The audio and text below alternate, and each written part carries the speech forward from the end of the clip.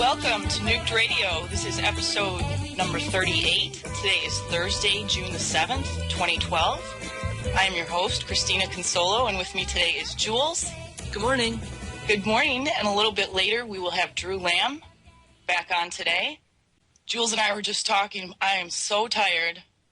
I was up till about 4:30 last night, of an article I wrote a couple weeks ago about the Fukushima experts corresponding with each other online all night. Sometimes we even miss a night's sleep when big stuff is happening. And we had some tense moments last night when Radiation Network recorded a sudden surge in rad levels in South Bend, Indiana.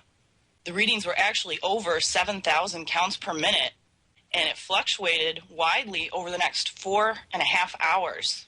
Now, at the same time, the Black Cat Network was also reading high. Levels remained in the thousands, and around 3:30, I actually went back to normal for a time and then spiked again. I've been told that these were separate stations a few miles apart from each other, although I have not been able to verify this, even though I've emailed both networks today. There were no significant increases in the other stations on both those sites, although the stations are kind of sparse in Indiana and Ohio. And looking at the GOES water vapor analysis and considering the length of time that those numbers were high would have indicated if it was real and not a malfunctioning Geiger, that it would have been a rather large plume event, and we would expect it to be showing up in other monitors. The other thing that occurred to me is this would not be something from Fukushima. It'd be very unlikely because it would have been setting off monitors a long time before it got to that area. But even though it's been 12 hours, we have yet to hear from either one of those networks exactly what's been found. Usually they contact the station and have them reboot, but because of the time that this happened last night, Radiation Network, after a few hours, just took the station offline because they could not reach the person that was running it. Now, just a few minutes ago, I want to thank Deb and Vandeval for posting the EPA query that they checked out. The readings seem normal now for that area, but this is the rundown for every hour starting at 7 p.m. last night for Fort Wayne, Indiana, which is just a little bit southwest of South Bend. 88, 111, 132, 157. At 11 p.m. it was 180. At midnight it was 182. And then starting around 1:30 a.m. it dropped again to 18, then 25, 18, 13, 12, 11, 12, 10, 10, and it's holding steady now. Actually, those two networks, too, are also showing just south of there in West Lafayette, 32 right now. And let me check Black Cat. That's holding at 17. But a couple of times we saw the numbers actually go back to normal and then spike again really high. So we don't really know what was going on there. And as soon as we hear from one of those networks, whether they could verify or not whether the equipment was working properly, we will let people know. We will post on Fukushima Facts on Radchick, and I'll probably put out another YouTube video. I did call the NRC hotline around 12:30 last night after these readings had been sustained for about half an hour to ask if there were any problems with any nuke plants in the area, and specifically Palisades, because according to the water vapor map, that's where the wind was coming from. They did call Palisades and get back to me and said there were no problems to report. They were not aware of any problems at any other plants. And if it continued and people also continued to call, they would send someone out from Region 3 to investigate today. So I will also be contacting them again if it shows that those readings were not a malfunction. Now, whatever happened, it's over now. This was actually kind of a good practice run for a real event. It made me think of a few things. And first of all, whether to bug out or not in a situation like that. And if you don't know where something is coming from, you certainly don't want to drive anywhere because you don't know if you'll be driving into something worse. So it's probably good advice at that point to stay put. I did drop a few links into chat at the beginning of the program that you guys should bookmark if you haven't already. Both of those sites and also the GOES imagery to check wind direction. To me, it's easiest to visualize, and you can also appreciate the tropospheric movement in those images. Jules, I wanted to ask you, have you heard anything about this solar IMG site? I have not. It's been down for quite a while now, and I'm not sure why they took it down, but I believe it was right around the time we had that weird solar burst that they still haven't been able to explain. Well, I was emailed a recording last night that is supposedly the owner of the site. It's a very strange recording. I did not listen to the entire thing. I just saw it a few minutes before we went on air. Apparently, he was the victim of an assault, and he does reside in Canada, and indicated that he felt this had to do with some of the political unrest that's going on there. It's been difficult to find out anything on the news. I see more about it on YouTube. I know that they've been cracking down on protesters. And what, if anything, that has to do with this guy in the site, I will see if I can upload that to the chat room later if you guys want to. A couple other things of interest. There is a YouTube video that came out in the last few days called The Truth of 311 Seismic Terror from a Japanese journalist named Richard Kashimizu. He claims that he is the first Japanese journalist to publicly state that the Tohoku earthquake was man-made. He uses the complexity of the earthquake as proof, along with statements from the Japanese Meteorological Agency. He'll also uses the U.S. Navy being in the vicinity of Japan as an indication as they were expecting this. That was something that Lorraine Murray had also suggested when she was on the program. He comes down very hard on the United States. He gives a list of other places where they have done this, in his opinion. He also provides evidence of nuclear tests and faults that have been detonated in succession for the purpose of masking a man-made earthquake. It's about 16 minutes long. It is in Japanese with subtitles, and I would check it out. Called The Truth of 311 Seismic Terror. Now, something else that came up yesterday, a 66-foot-long dock from the tsunami debris field washed ashore yesterday in Oregon. Jules, did you see the size of that thing? I did. It's massive, and I saw pictures with people walking on it. I have a few friends that live up there and was told yesterday that they were told that this debris has all been tested and it has no radiation on it, by the way. Cough, cough. Yeah, that's what they were reporting. They also said there was some sea life found that's causing biologists to rethink the scenario. Something that they did not think of before was the mixing of non-native species that might be carried over from Japan that attaches itself to the debris field. There's a story about that on Any News if you want to check it out. We'll be back in a few minutes. You're listening to Nuked Radio.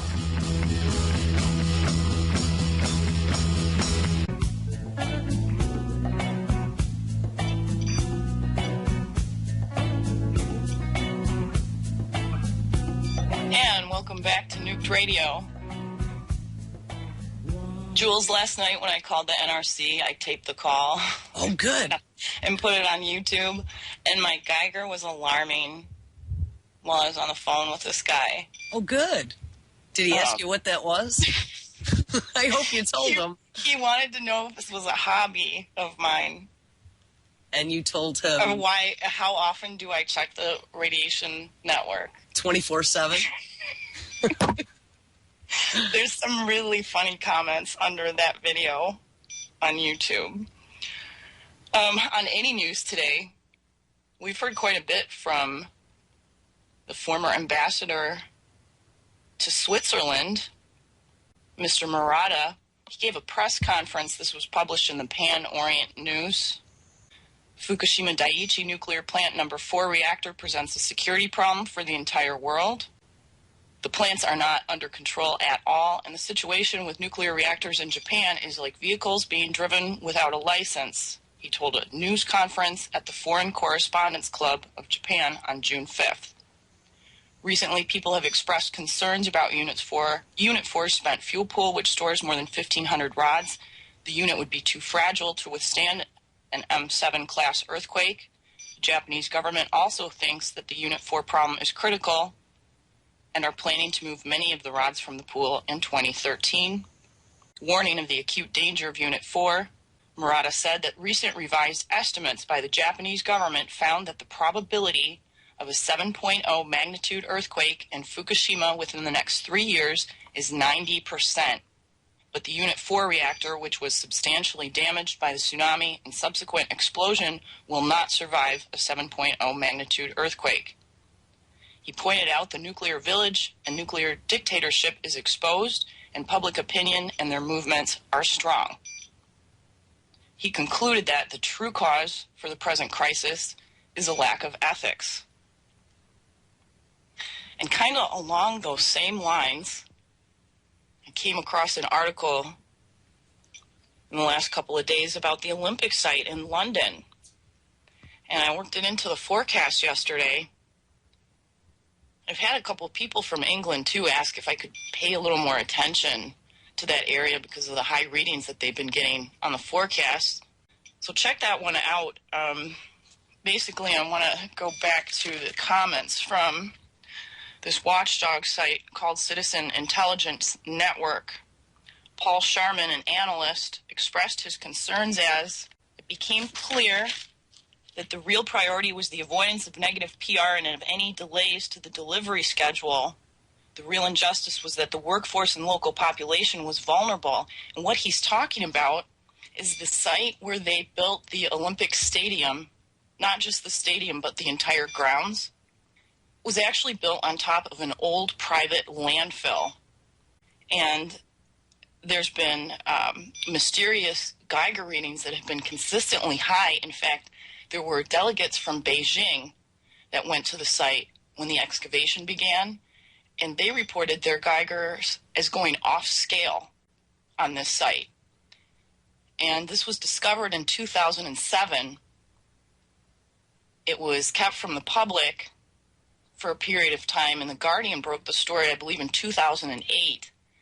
And the way they decided to deal with this is instead of digging it up and moving it, they did the dilution solution, just mixing a bunch of other stuff in with it to make it supposedly less radioactive. And Arnie Gunderson talks about that a lot because that's a frequent misconception and something that has been used in Japan in terms of dealing with their radioactive debris. And the same thing with concrete, and the same thing with rice. Mixing in non-radioactive substances to make the numbers seem lower is not a solution when it comes to radioactivity. It may be with other types of environmental pollution, but not with that. But that's what was done at the site, and then they put a huge orange tarp over it and buried it. So I don't know what kind of readings would come out of there now, but I will post a link to one of the articles that appeared in gamesmonitor.org.uk, where they actually have a map from the Beijing delegates where they recorded handwritten notes of their Geiger readings around the site. So if anyone is going to the London Games, which start in a couple of weeks, bring your Geiger counter with you and considering uploading reports to us about it. So I got to wonder, are the athletes, spectators, and the media going to be exposed to something here? You know, the thing is, we all know how much orange tarps help stop radiation. Right. There was also quite a bit of concern in the last few days about the spent fuel pool number 4 that Mr. Murata did not address. And that was that one of the cooling pumps, the main cooling pumps, and there's 2 for that pool, burned out. It actually caught fire, and they posted a picture of it on TEPCO's site where the top is burned. It doesn't look that significant, but the pump didn't work anymore, and then the next day the backup pump failed too. So the temperature of the pool started going up. It's only gone up, I believe it's at 42 Celsius right now. And TEPCO is reporting today that the cooling has been restarted. They're expecting the numbers to go down over the next couple of days. So we'll have to keep an eye on that.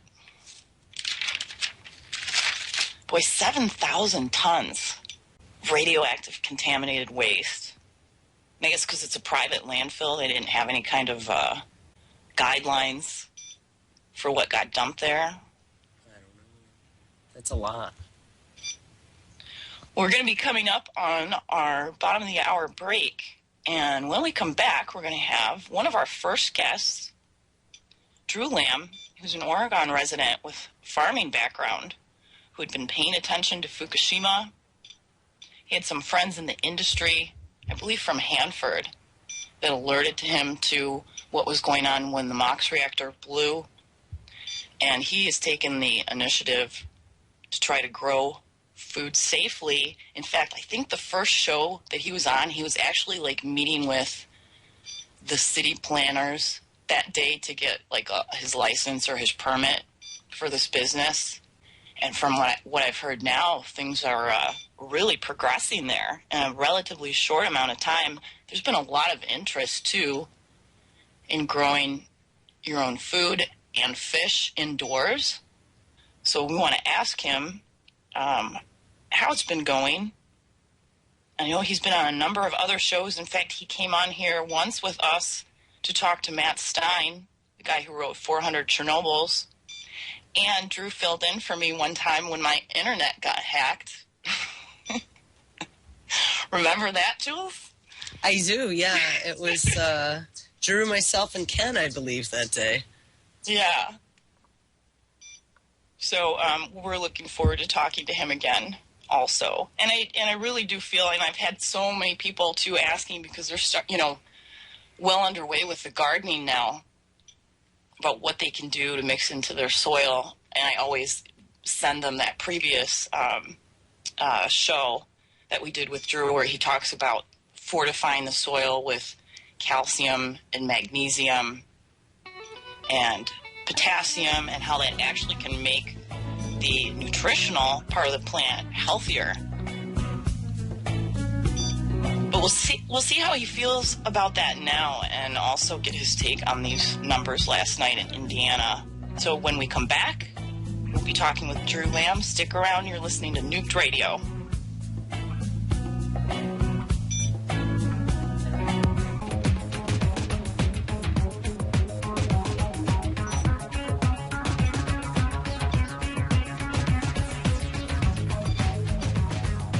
And welcome back to Nuked Radio. We have Drew on with us.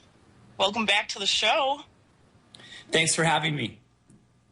So tell us what's been going on with your business. Well, I started an aquaponics business with my friend Dan Shaw, and we were going to call it Fishtail Farms, but we've changed the name to Pyramid Pure Foods. We're occupying a building and some property that used to be home to Pyramid Juice. So we wanted a name that was going to be recognized locally. And so we decided to keep the Pyramid moniker. And so we've got roughly 2,000 feet of warehouse space and about half an acre of land. And there's an old railroad spur that runs behind the property that I've been constructing hoop houses on.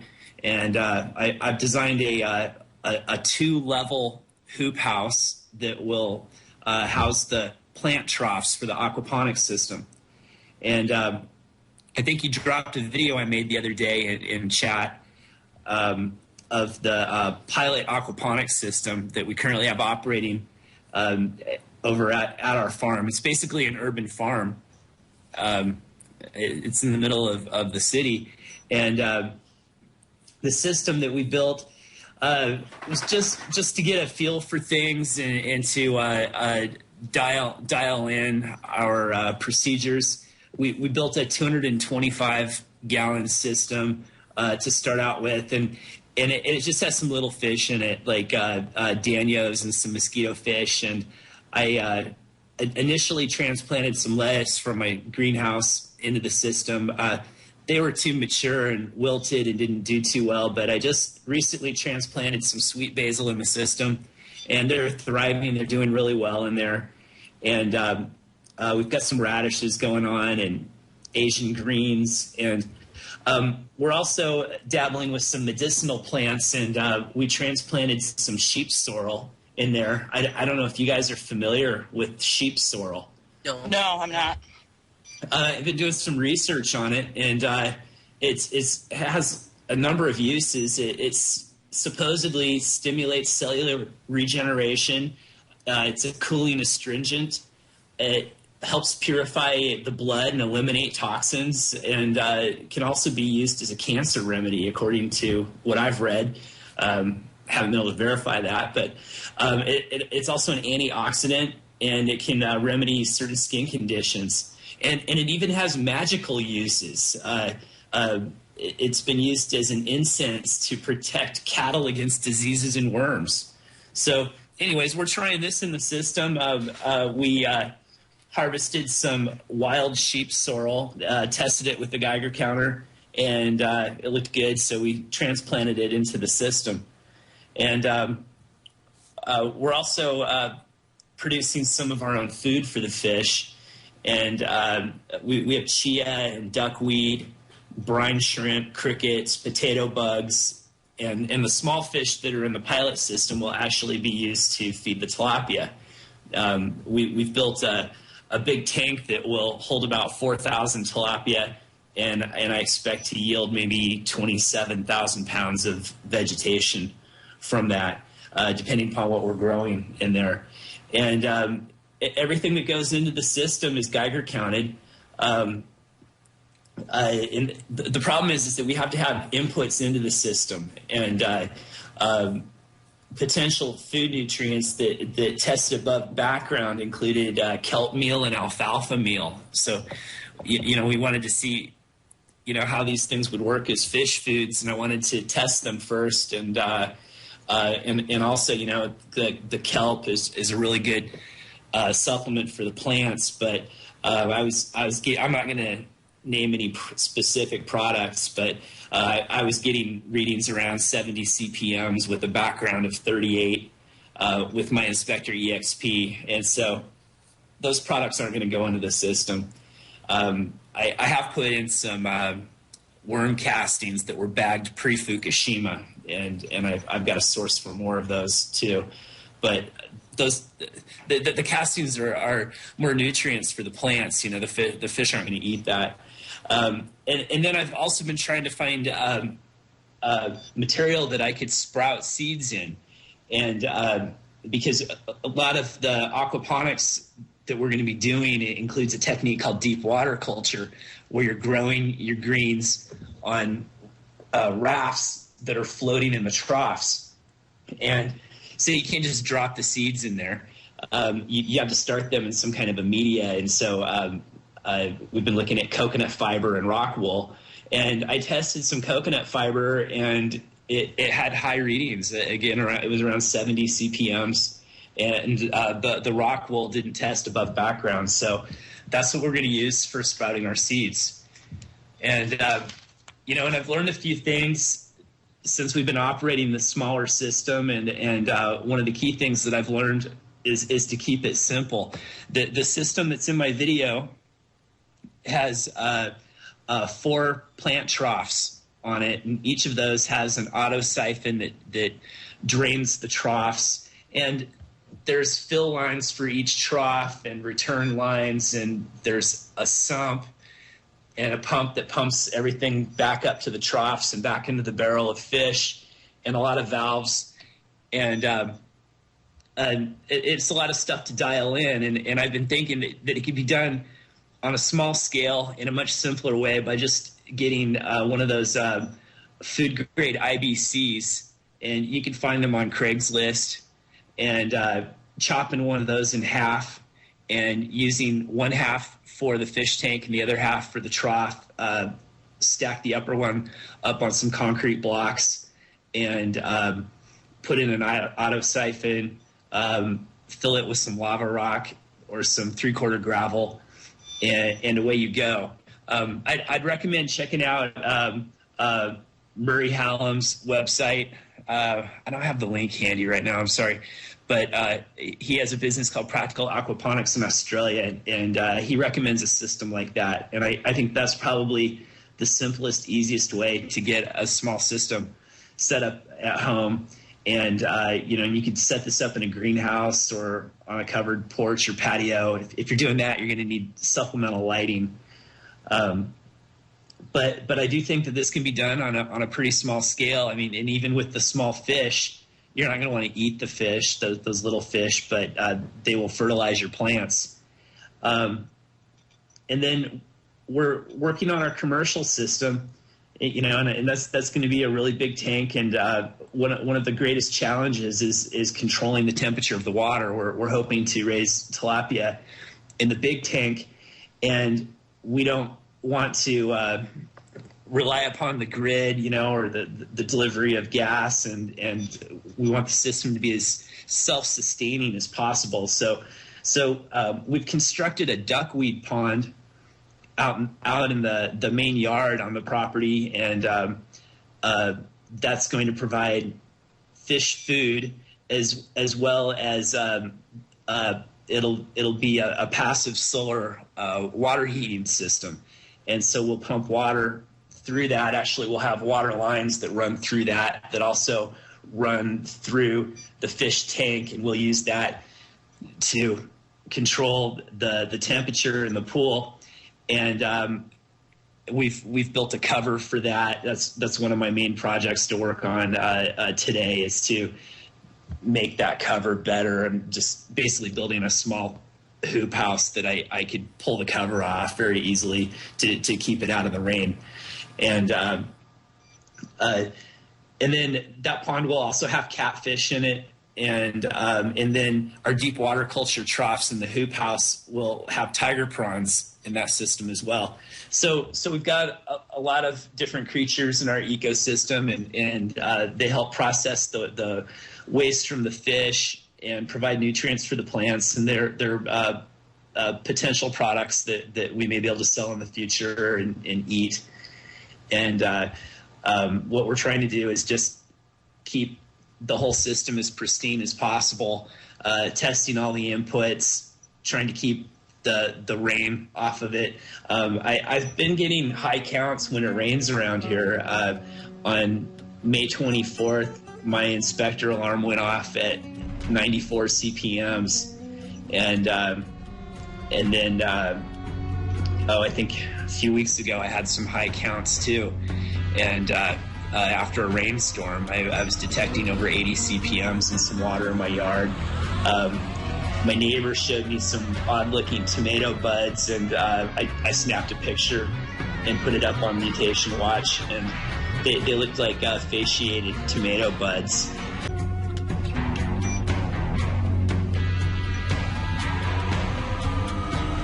And welcome back to Nuked Radio. I had some images of some celery and produce that I sent Loren recently, and said, here, we thought we were doing so good eating plants. Look at these. And she wrote me back and said what the people in Chernobyl did in the aftermath of the accident was that they ate food that grew under the ground, like potatoes and beets and carrots, because there was less contamination in those foods. But that was in the immediate aftermath of the accident. What other produce have you seen or reports have you had, Drew? Well, I've been testing produce off and on since last spring, and almost immediately after the incident at Fukushima, I was picking up elevated counts in produce that was coming out of the California salad bowl. And I was getting high readings on strawberries, of course, and some lettuces. And I even got high counts out of some hydroponic tomatoes out of Mexico. And so I've been really concerned about this, and vegetables that we get from the store, I mean, we will typically just stick with stuff that grows under the ground, like sweet potatoes. You know, we eat lots of sweet potatoes, but and I've tested them, and I've never detected anything. But then again, it could be something so minuscule that my equipment can't detect it. You know, but I just detect something. You know, if I'm picking up something above background, I think that's pretty significant. And you always want to wash it first, you know, because you could just be detecting dust or some other contaminant that just rinses off. I was going to say, if anybody wanted to see what I'm doing, I've been working on a website, but I do have a YouTube channel, Pyramid Pure Foods, all one word, on YouTube. I've got that little video I made up there, and I'll be doing some others. And I really want to encourage everybody just to build a simple hoop house. Maybe I'll find some good videos on hoop house construction and put them up there too. But you can make an inexpensive hoop house with some Schedule 40 PVC pipe and some 6mm plastic, and you could basically have a cover for your garden and just pull it over when it rains or if it's going to freeze to keep the black rain off of your garden. And I think it's a good idea to start reserving plants for seed production. I buy heirloom seeds so that I could produce seeds and harvest and replant again. But a lot of the heirloom seed producers grow outside, and eventually those heirloom seeds are going to get corrupted, and we'll start seeing mutations in heirloom varieties, and they'll be lost forever.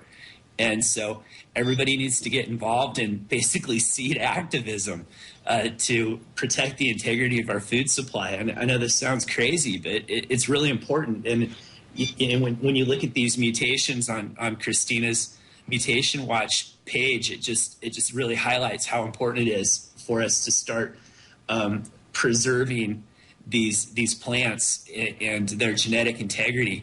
And so I always reserve some plants that I don't harvest from, and I let them go to seed. And the challenge is they get really big and they take up a lot of space. So I've come to the conclusion that I have to have a separate house, a separate greenhouse just for seed production. But the nice thing is that the plants are so abundant. One spinach plant can produce roughly 100 seeds. And so nature is really abundant. You know, we exist in this economic system that makes us believe that there's so much scarcity, but nature's really, really abundant if you let it do its thing. And so it's a really good investment. I can't think of a better investment. Another thing that's been noticed, and there's been a few people that have put out videos on this recently too, is that some plants seem to be really taking off in terms of growth and height and the number of flowers in comparison to years previous. And some of those videos have come out of your area too. Have you noticed anything unusual about the size of any of the plants that are growing around you? Yeah, I noticed that last spring and summer. I've owned and operated a property management company for many years, over a decade, and we also have a landscape maintenance operation. And I noticed on our properties we were trimming and hauling out way more material than ever before. I'd never seen so much growth, just massive growth on things, and even in my own yard. I have a lot of rosemary and lavender, and I got just massive amounts of growth on those. Last year, my dahlias were thriving, and they came on a little bit early this year too. I have flowers already. I usually don't. I usually don't have any yet, and so I have noticed that, and I had a theory that it had to do with the radiation, and that perhaps the plants liked it. Yeah, some of the plants seem to certainly like it. Yeah, and the other area that this is being seen in is the growth of tree leaves. Maples in particular in my area. The leaves are enormous. And so I've been trying to document some of that. One thing, if you're interested in seeing some images, it's called witch's broom effect. And this was something that was frequently documented around Chernobyl. Mm-hmm. And so check that out as well. And Drew, we just love your enthusiasm for this topic. And, you know, even though it's bad news, there's an opportunity for really good things to come out of this. I just tell the NRC it's my hobby.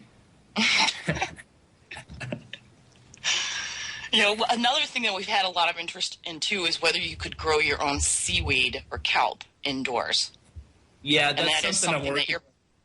Yeah. And you know, I'd like to get into superfoods, and I think the first superfood we'll do is spirulina, and I really want to try to set up a salt aquaponics system.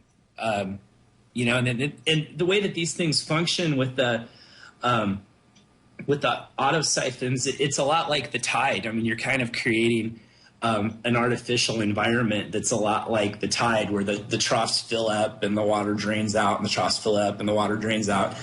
And I think that you could simulate a system where you could grow some kelp. And so I'd like to, because I've been taking kelp supplements since last March, and I bought a bunch of them, and I take them every day, and I've got enough for about a year.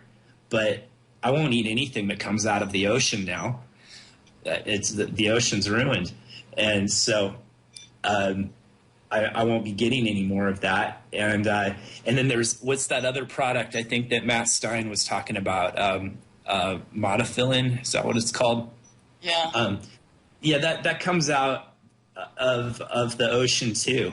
I think just north of Japan. So I wouldn't buy and eat that stuff anymore either, unless you could get some pre-Fukushima. I don't know if that's available or if you'd be able to tell. Have you had an increase in the amount of interest in your project or business since the tuna fish reports came out? Yeah, I have, and it's just really made the project ever more relevant and important. And I think that this event is making people take notice and understand what's going on. And you know, as if the tuna wasn't bad enough already.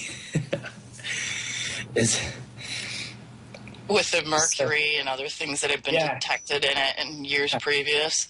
And I had heard, too, that tuna was one of the last things they expected it to show up in, because it's a deep water fish and it's large. Yeah, and I guess radioactive material moves through its system quickly. So these fish were really hot, and we've talked about this before, the high counts in kelp down there in Southern California. What was that, 40 million becquerels? And I met a guy in San Francisco that had been testing kelp in San Francisco Bay that was radioactive, and that was in October of last year. Again, we couldn't verify whether it was from Fukushima or from some other source. It could have been from any number of sources, I'm sure.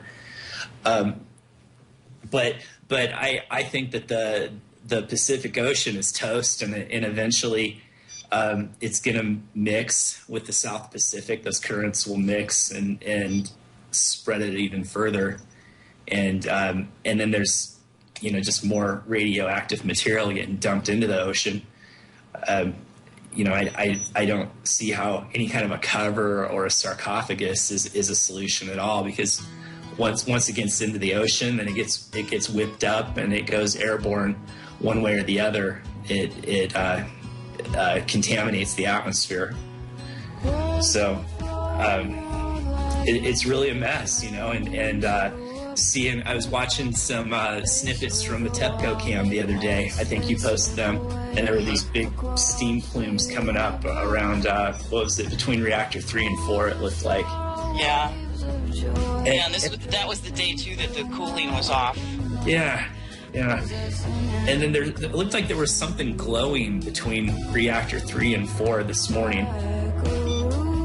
I wish we could get better images. I'm sure the NSA has some high tech, high definition satellite images of that site too that they're monitoring. Drew, we really appreciate you coming back on.